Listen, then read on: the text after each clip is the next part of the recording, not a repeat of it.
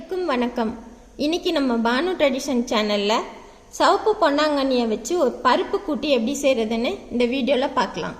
பாருங்கள், இந்த சிகப்பு பொன்னாங்கண்ணி கீரையை நான் வீட்டிலேயே வளர்த்துக்கிட்டு வரேன். போன தடவை கடையில் வாங்கினப்ப நான் வந்து பெரிய தண்டாக பார்த்து நட்டு வச்சுருந்தேன். இப்போ ஒரு மாதம் இருக்கும், நல்லா வந்துருச்சு பாருங்கள். இனி நம்ம அடிக்கடி எடுத்துக்கலாம் வீட்டில் இருந்துச்சுன்னா.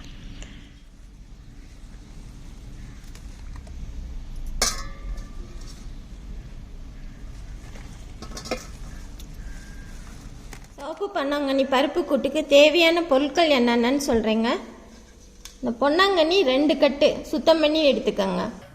பாசி பருப்பு 100 கிராம், சின்ன வெங்காயம் 20 நம்பர், கொஞ்சம் தாளிக்கிறதுக்கு வேணும், கொஞ்சம் அரைக்கிறதுக்கு பச்சை மிளகா 3, பூண்டு 8 நம்பர், தேங்காய் 3 ஸ்பூனு, சீரகம் 1 டீஸ்பூன், அப்புறம் தாளிக்கிறதுக்கு கடுகு, எண்ணெய், மஞ்சத்தூள், உப்பு 1 டீஸ்பூன். இதாங்க தேவையான பொருட்கள். வாங்க எப்படி செய்யலான்னு பார்க்கலாம். பாசிப்பருப்பை நல்லா குழையாமல் வேக வச்சு எடுத்துக்கோங்க. பொன்னாங்கண்ணி கீரையை வந்து பெரிய காம்பெல்லாம் எடுத்துட்டு சுத்தம் பண்ணி கழுவி நறுக்கி வச்சுக்கோங்க. ஒரு மிக்சி ஜாரில் தேங்காய், சீரகம், பச்சை மிளகா, பூண்டு, வெங்காயத்தையும் போட்டு நல்லா ஒரு சுற்றிடுங்க ட்ரையாகவே. கோர்ஸா இது வந்து கொஞ்சம் கொரகொரப்பாக தான் இருக்கணும். பாருங்கள், இந்த அளவுக்கு 1-2 இருந்தால் போதும். ஒரு சட்டி அடுப்பில் வச்சு எண்ணெயை ஊற்றிக்கலாம். கடுகு, அடுத்து வெங்காயத்தை போட்டுடலாம், நறுக்கின வெங்காயத்தை.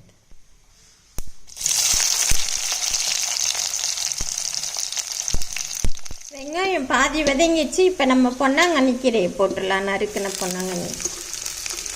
இந்த பொன்னாங்கண்ணி கீரையில் வந்து நிறைய சத்துக்கள் இருக்குதுங்க. விட்டமின் ஏ கண்ணுக்கு வந்து ரொம்ப நல்லது. கண் பார்வை மங்கலாக இருக்கவங்களுக்கு கூட இதை சாப்பிட்டுட்டு வந்தோம்னா கண் பார்வை வந்து தெளிவுபடும். அது மாதிரி மாலக்கண் நோய் வராமல் தடுக்குது.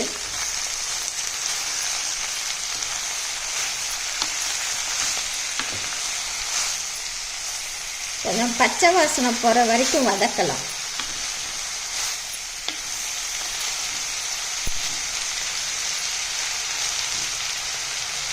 கொஞ்சம் வதங்கிச்சு. இப்போ வந்து நம்ம உப்பும் மஞ்சத்தூளும் சேர்த்துடலாம்.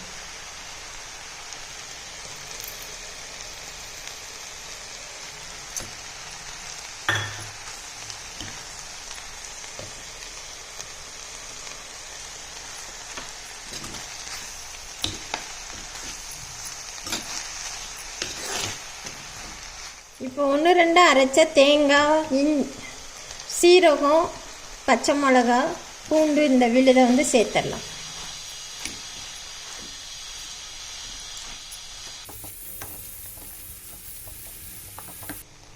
இதை நம்ம பருப்பு போட்டு கூட்டு மாதிரி செய்கிறதுனால இப்போ தண்ணி ஊற்றணும். வேகிற அளவுக்கு 1 டம்ளர் தண்ணி ஊற்றுங்க.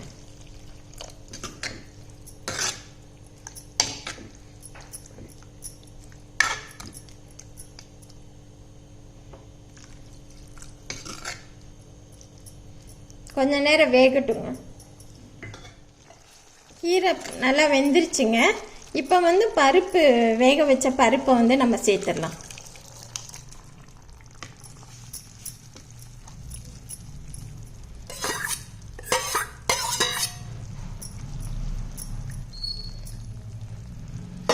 கொஞ்சம் தண்ணியெலாம் குறையட்டும். இந்த பொன்னாங்கண்ணி கீரை வந்து சருமத்துக்கு ரொம்ப நல்லதுங்க. இதை தொடர்ந்து சாப்பிட்டுட்டு வந்தோம்னா ஸ்கின் வந்து நல்லா பட்டு போல் சாஃப்டாக இருக்கும். இந்த பொன்னாங்கண்ணி கீரை வந்து நல்லா பருப்போடு சேர்த்து நல்லா வெந்துருச்சு பாருங்கள். இந்த கீரை வந்து மூல நோய் உள்ளவங்களுக்கும் மண்ணீரல் நோய் உள்ளவங்களுக்கும் அதை குணப்படுத்துது.